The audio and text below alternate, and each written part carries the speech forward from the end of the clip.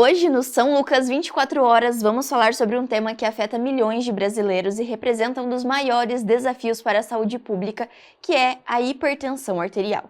E para nos ajudar a entender sobre os cuidados, os riscos e as melhores práticas para manter a pressão sob controle, recebemos o cardiologista do São Lucas Hospital Center, Dr. Cleiton de Oliveira. Seja bem-vindo, doutor. Obrigado, Gabi. Obrigado pelo convite. E vamos lá conversar um pouquinho. Hoje nós vamos falar sobre um assunto muito importante, relevante na nossa sociedade, na saúde em geral, que é a hipertensão arterial, a pressão alta que a gente fala sobre a pressão. Doutor, eu gostaria que o doutor começasse explicando para a gente, e de fato, o que é essa hipertensão, qual é a função dela no nosso organismo, como funciona essa parte também, que é importante, que não é. Explica para a gente. Vamos lá, então... Hipertensão, né? O próprio nome já fala. Hiper, alto, tensão, pressão nas paredes das nossas artérias. O corpo, ele tem o coração, que é a bomba contrátil, que ejeta o sangue contra as paredes das artérias. Então, com isso, de acordo com a contratilidade, a força que o coração exerce, somado a como está a complacência das artérias, do encanamento que vai receber esse jato de sangue, como está complacente, né, ou não. Então, a depender do grau da complacência, que a gente chama de resistência vascular periférica, e da contratilidade cardíaca, esses dois mecanismos aí vão determinar os níveis de tensão na parede das nossas artérias. E sim, isso é crucial, né? A pressão é crucial, pois é ela que determina o fluxo sanguíneo dos nutrientes para suprir todo o nosso corpo, o funcionamento dos nossos órgãos. Então, a gente precisa que chegue efetivamente todo esse fluxo. Porém, fluxo esse, caso a tensão ali distenda, imagine, né, distenda demais a parede das nossas artérias, principalmente em órgãos nobres, né, coração, cérebro, rim, que eles precisam de um funcionamento extremamente com uma pressão razoavelmente controlada, porque senão, como qualquer máquina, né, que funcione em regime de pressão, qualquer máquina que a gente pegue, ela vai ter lá um manual e que vai ter valores de referência para aumentar a sua sobrevida e longevidade da máquina, né? O corpo humano também. Se essas artérias estão muito tensionadas, né, você terá comprometimento e dano dos órgãos e nas próprias artérias, podendo ela ou romper, que é, por exemplo, no cérebro, né, dando um AVC hemorrágico, ou ela causar, digamos, pequenos machucados, facilitando o colesterol grudar ali e gerar entupimentos, que é a aterosclerose, que é a doença que mais mata no mundo. Acaba gerando consequências dessa primeira doença, assim, digamos. E ela é considerada uma doença, doutor? Ou é existe um tratamento? É uma doença que vocês consideram uma patologia ou não? Opa, com certeza.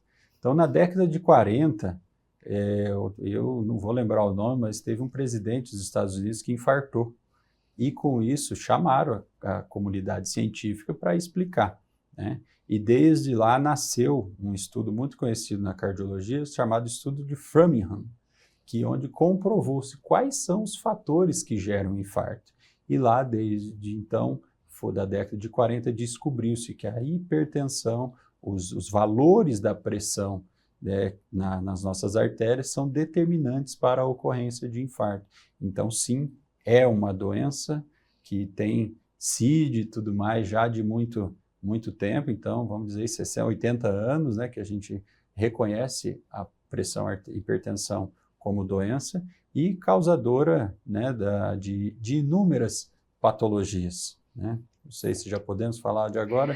Antes da gente falar sobre as patologias, eu gostaria que o doutor explicasse quais são os principais fatores que contribuem, então, para que essa hipertensão aconteça, doutor. Então, pronto. A alimentação fundamental, eu diria que o estilo de vida é fundamental, causador, né? Então, você soma a mudança do padrão alimentar da nossa população, somado à mudança no padrão de movimento, de sedentarismo. Nos últimos 30 anos, a gente migrou totalmente de uma sociedade que andava muito mais e hoje somos extremamente sedentários, né? Inclusive tem uns professores lá de Harvard que fala que o ficar sentado hoje é o novo cigarro, né? E, então, vamos lá. Mudança do padrão alimentar e redução do gasto energético basal. A gente não se movimenta, o dia todo sentado, muitas pessoas. Com isso, você tem um desbalanço, né? A alimentação, alta quantidade de calorias, sódio e baixo movimento, gerando obesidade. Hoje, 60% da população brasileira é sobrepeso ou obesa, e isso sim, eu acho que esse trio, né? Alimentação, sedentarismo e obesidade, eu diria que hoje é o maior responsável por essa também, digamos, epidemia que temos e grandiosa incidência hoje, Brasil, vamos arredondar, um em cada 4, 1 em cada 3 adulto é hipertenso. É extremamente comum. Isso, se a gente for para idosos, quase 60%, 50% dos idosos são hipertensos. Então, é uma doença, como você perguntou, é uma doença? Sim, é uma doença extremamente comum, silenciosa, causadora de inúmeras doenças. Esse é o resumo.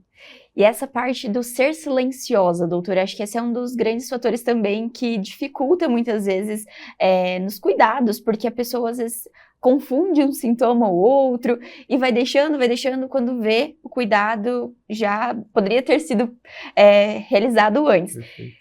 Quais seriam os principais sintomas que ela começa a aparecer mesmo sendo silenciosa, doutora? Então, para a gente entender esses cuidados iniciais. Perfeito. Você frisou que ela é silenciosa, eu vou aproveitar para também falar que é silenciosa, que não dá sintoma, que talvez seria a maior mensagem para as pessoas que estão nos assistindo, não deixar chegar a sentir algo para aí sim medir sua pressão. Esse é o maior erro, talvez, da doença, da hipertensão, do conhecimento que a população tem sobre a doença.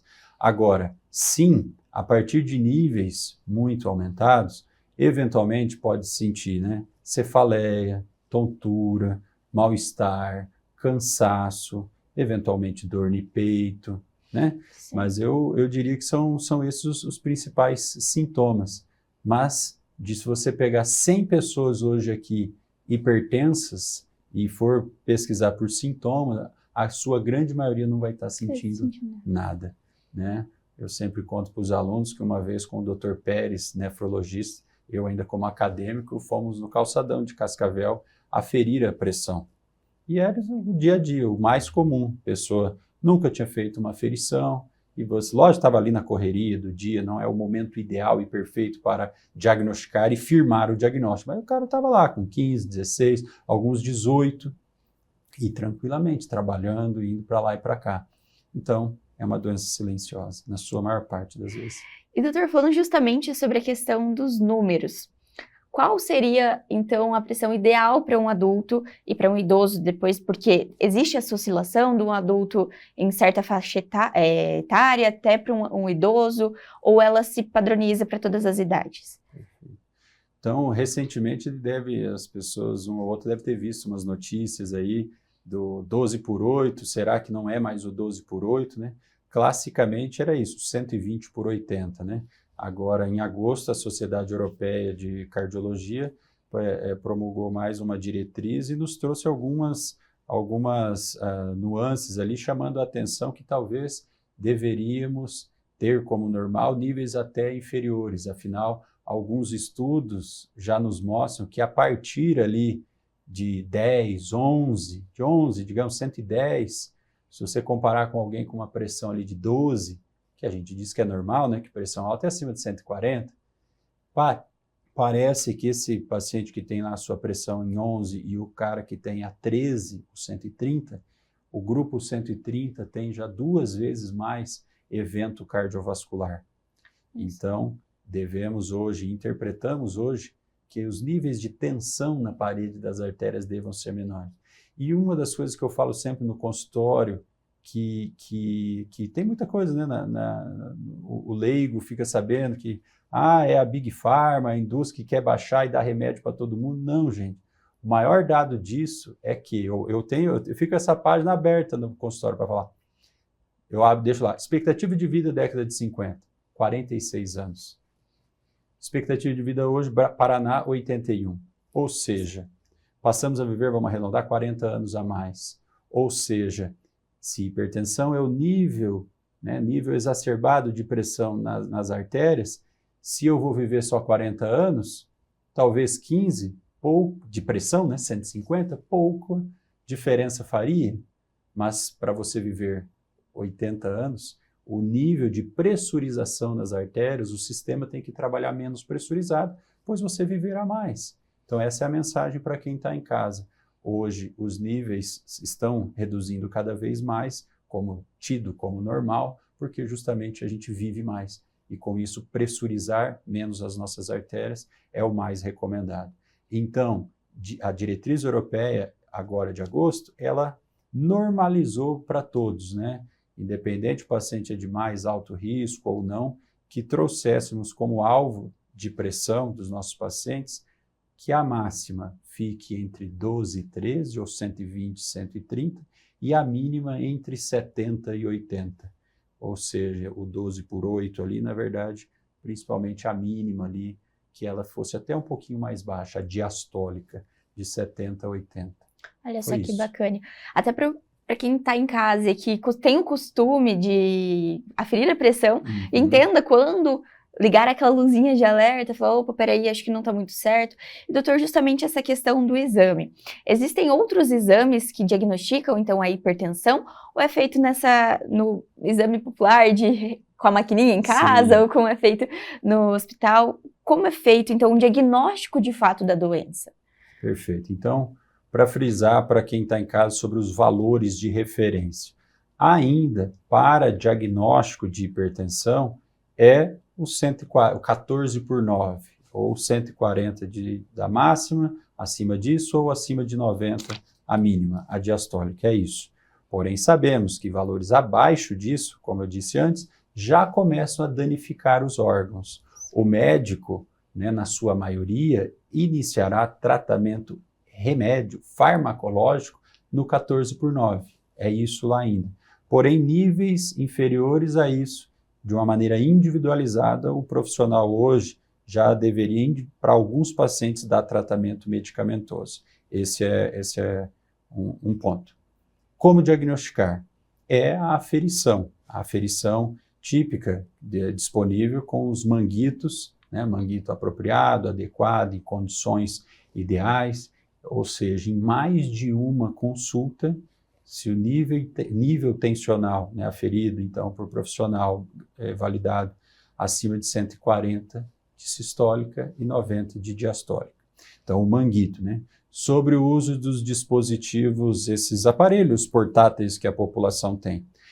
Precisamos ver se eles são devidamente validados, né? Sim, temos muitas marcas no mercado, a Sociedade Brasileira de Cardiologia disponibiliza um QR Code ali onde nós profissionais conseguimos entender e saber se aquele aparelho é validado ou não, mas sim, mesmo hoje existem dispositivos de qualidade onde é possível sim firmar o diagnóstico com um dispositivo, não o esfigmomanômetro do médico, mas esses eletrônicos é possível sim, tá? Mas sempre será por um profissional, não é a aferição só do paciente, né?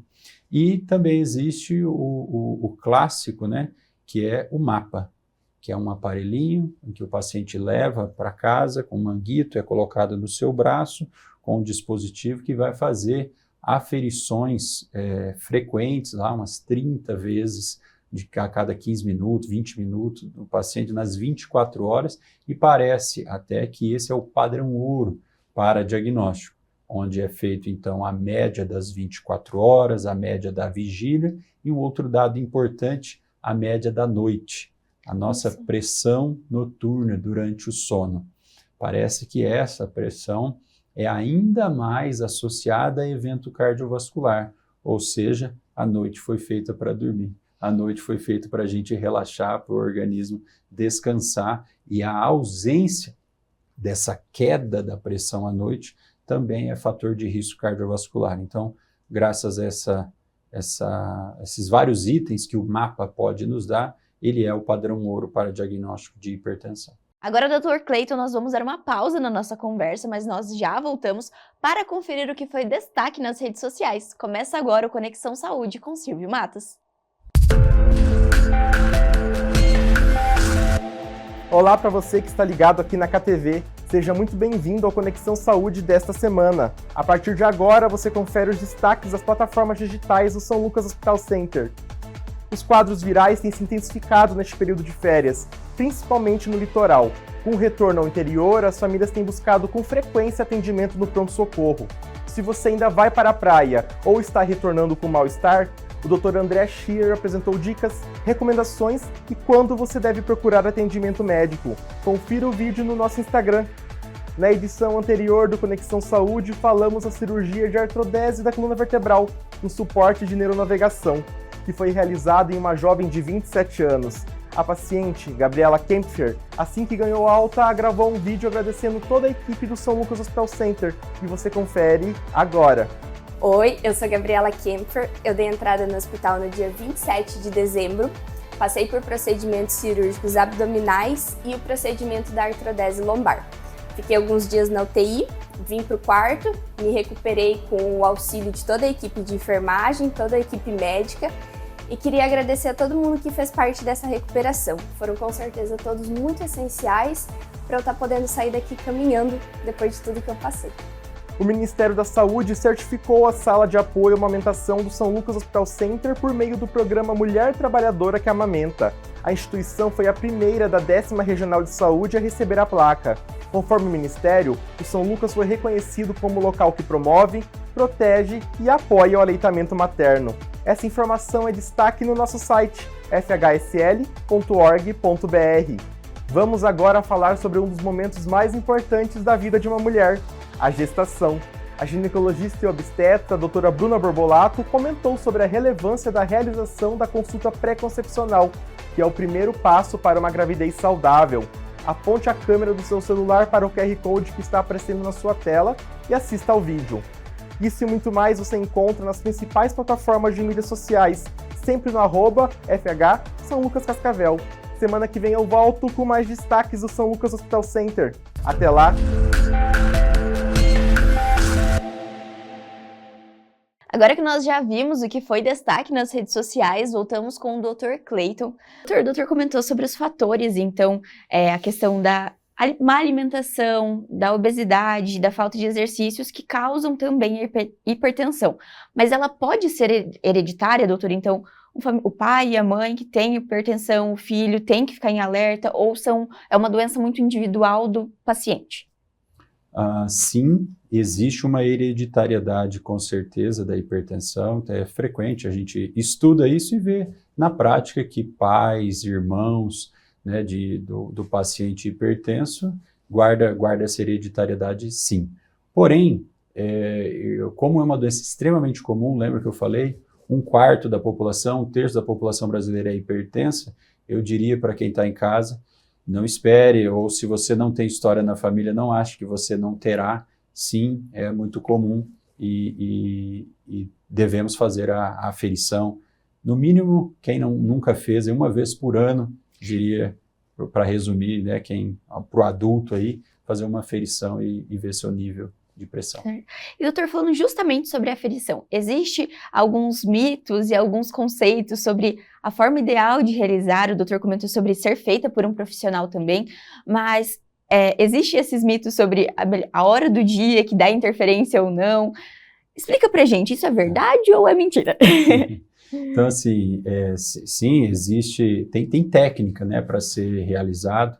Então, o indivíduo, ele não pode ter feito atividade física, ele não pode estar com a bexiga cheia, né, com vontade de ir no banheiro, não pode ter fumado, bebido, deve estar descansado no mínimo 1 hora ali de repouso. O dispositivo que ele vai fazer a aferição tem que ser um dispositivo validado, como a gente disse.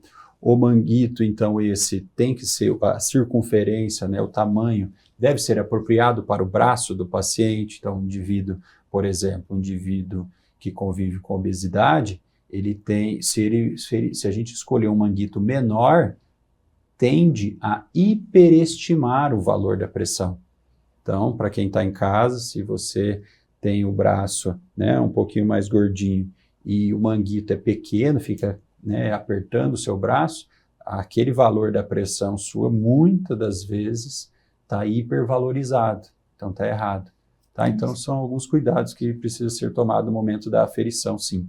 Tá? Certo, doutor. E falando sobre agora, a gente chega no verão, a época em que naturalmente esse calor acaba deixando aquela sensação de mal-estar e a população que tem pressão alta, né, a hipertensão, acaba sofrendo um pouco mais. O doutor poderia falar sobre os cuidados, então, que deve ter nessa época do ano, doutor? Perfeito. Então, o verão é calor, é quente. O corpo humano não pode sofrer grandes variações. Então, ele se adapta ao calor. Que jeito? Também perdendo calor. Então, se está 40 graus lá fora, não dá para o nosso corpo subir essa temperatura. Então, o que acontece? Ocorre um fenômeno chamado de vasodilatação, para que as nossas artérias percam calor para o meio. E com isso nós mantemos lá o nosso 36 de temperatura.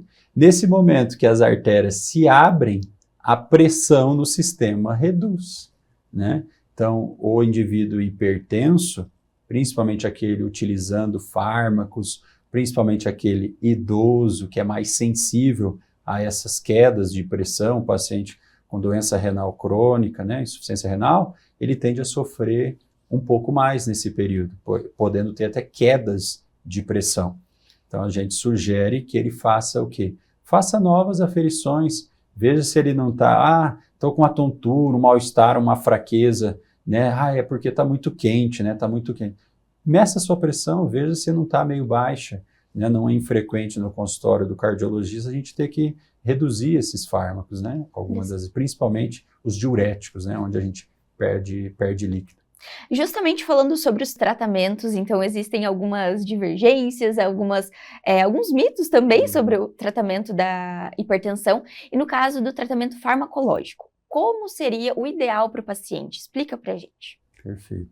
Então, assim, é importante dizer que os remédios são cruciais para o tratamento, são bem tolerados e estão disponíveis na rede básica.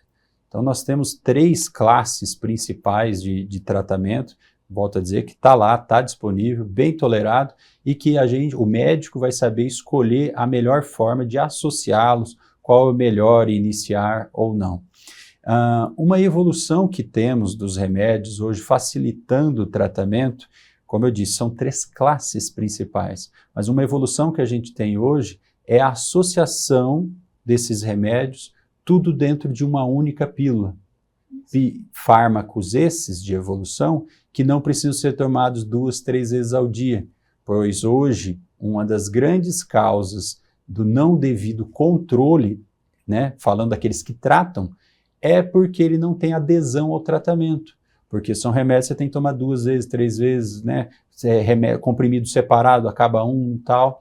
Então hoje, para frisar, temos remédios hoje 2 em 1 e até 3 em 1. De preço até não tão exorbitante. Então, para resumir, pressão alta, tem tratamento farmacológico eficaz, né? Seja na rede básica, seja para quem pode aí investir um pouquinho e comprar, em que você vai tomar um comprimido só de manhã, muitas das vezes com dose cheia dos 3 principais linhas de tratamento. Essa é a mensagem, então, para quem está em casa, busque ajuda, que tem tratamento eficaz. Isso é muito importante mesmo de destacar, porque a gente vê essa mudança do hábito e cada vez mais jovens, né, doutora? A gente percebe cada vez mais os jovens apresentando essas doenças e isso é preocupante, tem que sempre reforçar esses cuidados. Né, você foi num ponto que hipertensão nos jovens, né? Hipertensão em indivíduos jovens, mais novos, por que está aumentando tanto, até mesmo em crianças? A resposta para isso é a modificação do nosso estilo de vida, da nossa alimentação, uma alimentação muito mais fundamentada em enlatados, embutidos, conservas, saquinhos, esses saquinhos que para vender, o que acontece? Alguma coisa tem que ser vendida e muito bem vendida. Tem que ser extremamente saborosa. E para ser extremamente saborosa, o que ela tem? Sal, açúcar e gordura. E doutor, falando justamente sobre esses alimentos, então, Muito se fala sobre a pressão alta associada ao sal. Então, o sal é o causador de tudo. Mas vai além disso também, né, doutor? Justamente o doutor falou sobre o açúcar e acaba gerando esse... corta o sal de toda a alimentação, mas a pressão não tem aquela melhora.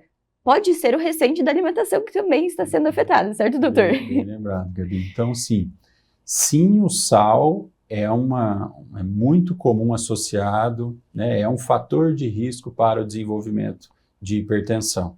O brasileiro consome ali, o recomendado, perdão, de consumo seria 2 gramas, né, de sal de dia.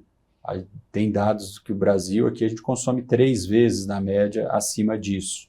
Agora, como você bem falou, tira todo o sal da alimentação e o cara continua hipertenso, né? Por quê? Porque ele deve ter outros fatores causais ali, né? Mas sim, por exemplo, né, ele não é todo o fator causal, porque o indivíduo é obeso, sedentário, álcool, cigarro, né? E que também só o sal não vai conseguir normalizar a pressão. Então, o que a gente recomenda, sim, é fundamental que a gente reduza o consumo de sal. E a mensagem para quem está em casa, o sal que consumimos a mais, na sua maioria, não é aquele sal que colocamos no alimento, mas sim aquele que você já compra do mercado, que são quem? Os enlatados, embutidos, em conserva, tudo que vem no saquinho, a indústria coloca sal para que seja extremamente apetitoso e você compre mais e você termine de comer e fala, nossa, que delícia. Olha só, então muito importante a gente lembrar que o tempero da comida nem sempre é o vilão, e sim esses outros produtos. Parece até que 70%, 80% é o que você já compra. Essa é a mensagem, você já compra e não propriamente o sal que a gente coloca. E quando a gente fala sobre a hipertensão, ela acaba sendo um fator de risco para muitas outras doenças, né, doutora? A gente sempre fala aqui no programa que quais são os fatores de risco e as comorbidades, e sempre se fala sobre a pressão alta, a hipertensão, e é justamente esse controle da hipertensão acaba sendo necessário para os demais recentes da nossa saúde, do nosso organismo, correto? Com certeza. Eu estava lendo uns artigos esses dias sobre longevidade e eu vi lá, me surpreendeu até que de todos os fatores, a hipertensão ela é disparado a maior causadora, ganhando até mesmo de cigarro. Mas o que acontece é que porque a gente tem uma população hipertensa muito mais comum. Lógico que o cigarro ele é mais deletério, mas como é uma doença extremamente comum e subtratada, a hipertensão tem esse dado também para a gente falar. 50% de quem é hipertenso não sabe que é hipertenso. Daqueles que sabem, poucos tratam, porque não sente nada, a gente já falou aqui. E dos que tratam ainda, 20% estão no alvo. Então, por esse dado, hipertensão, por ser muito comum e subtratada, erroneamente tratada, nós temos essa doença extremamente comum, como principal causadora da doença que mais mata no mundo, que é a doença cardiovascular, infarto e AVC, e também, né, do terceiro mal que se diz ali, hoje em dia, demência, né? Demência, hipertensão também é um grande fator causal, né? A segunda principal causa de demência é a demência vascular. O primeiro é Alzheimer. Então, a hipertensão merece uma das principais causas de doença renal crônica, as clínicas de hemodiálise, primeiro diabetes, segundo hipertensão.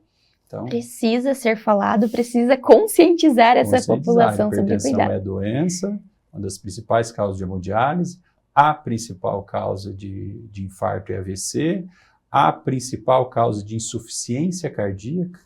Isso. Tratar bem hipertensão, tem dados que reduz até 50% a incidência de insuficiência cardíaca, que é tema para uma próxima aula nossa aqui, né? O coração fraco, o coração dilatado. Então, é isso. Precisamos tratar, diagnosticar. A questão emocional, doutora, a gente falou sobre essa questão da alimentação e a mudança de hábito. A questão emocional afeta também a pressão arterial? Então, o estresse do dia a dia? Ou é uma outra relação com o organismo? Não, tem total relação e de uma maneira complexa, não tão simplória. Como assim? O indivíduo que está emocionalmente abalado, estressado, ele está o quê? Pronto para o perigo. O organismo humano, ele tem uma capacidade de se preparar para o perigo muito grande, todos nós, né? O que antigamente, eu falo no consultório, era o bicho ali fora que ia vir nos pegar, a gente liberava adrenalina para você poder sair fora, subir na árvore e fugir desse animal. Hoje, esse animal que quer nos pegar são as nossas preocupações, de todos nós, de quem está em casa. Estou ansioso, estou estressado por uma conta para pagar, a briga que eu tive no trabalho, em casa, com o marido, com a filha. Minha filha está fazendo uma coisa que eu não gosto, e você fica ali extremamente preparado para o perigo. A reação orgânica é essa, preparado para o perigo. E que jeito que a gente se prepara para o perigo? Sistema nervoso simpático, liberando adrenalina, que faz com que seu coração bata mais forte e as suas artérias se fechem. Então imagina, coração batendo forte, palpitação. Artérias que se fecham, pressão sobe. Dor de cabeça, tontura. Você vai palpar a mão, gelada e fria.